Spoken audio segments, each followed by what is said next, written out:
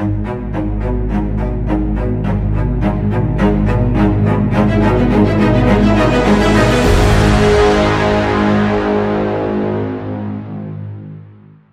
have heard more recently about the infighting and the power struggle between the Haqqani network and the Kandahari group.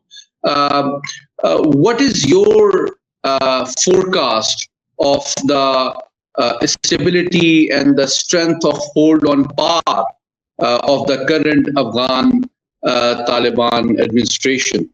This is very important because so much of what is going on in Afghanistan has to be seen in the context of the power struggle.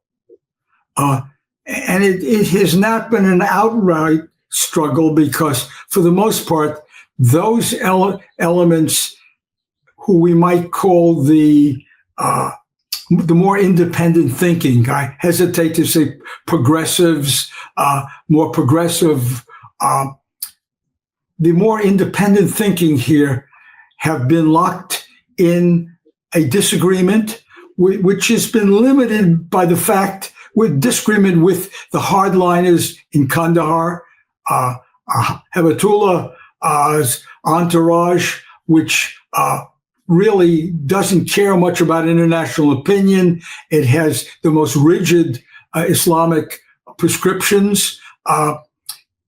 That's been going on. But something important has happened recently, and that is that the hardliners have virtually taken over.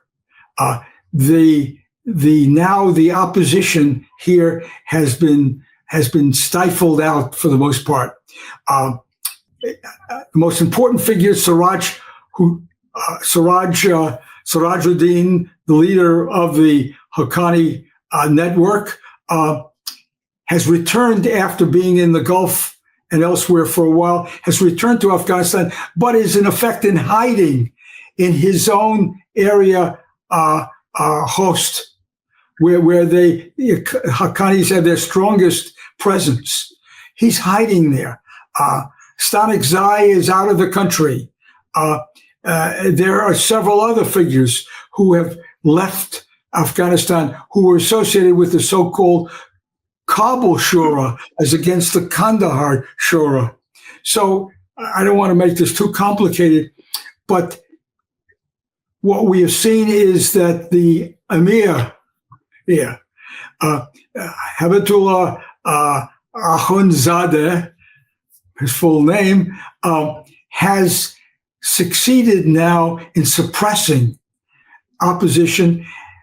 And there had been a hesitancy to go this way, to have this breakout, because the Taliban, despite their differences until now, have been hesitant about making a real challenge against him. That is the more independent or progressive, if you want, against him, because of the fear that if they fight among themselves, they will only strengthen Daesh and any other interests that, and also the national resistance groups.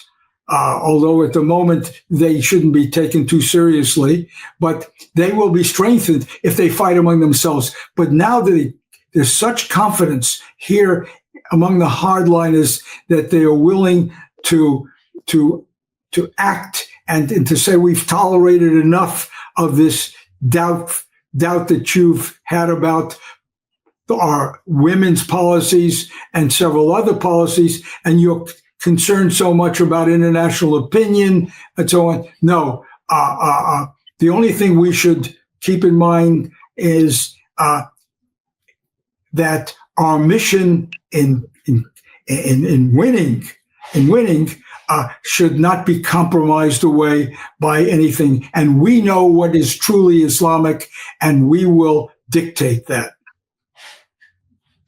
So what is the likely U.S. preference and approach towards dealing with this increasing sort of power struggle within Kabul? What does this mean for the U.S. choices?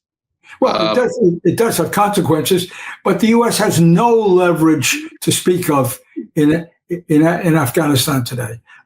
It has already withdrawn its humanitarian assistance. Europe will fill in, perhaps has to fill in that, but it has done that. It has no regular diplomatic contacts. It has the occasional meetings in Doha. So the U.S. is in no position here, having effectively deserted Afghanistan politically as well as militarily.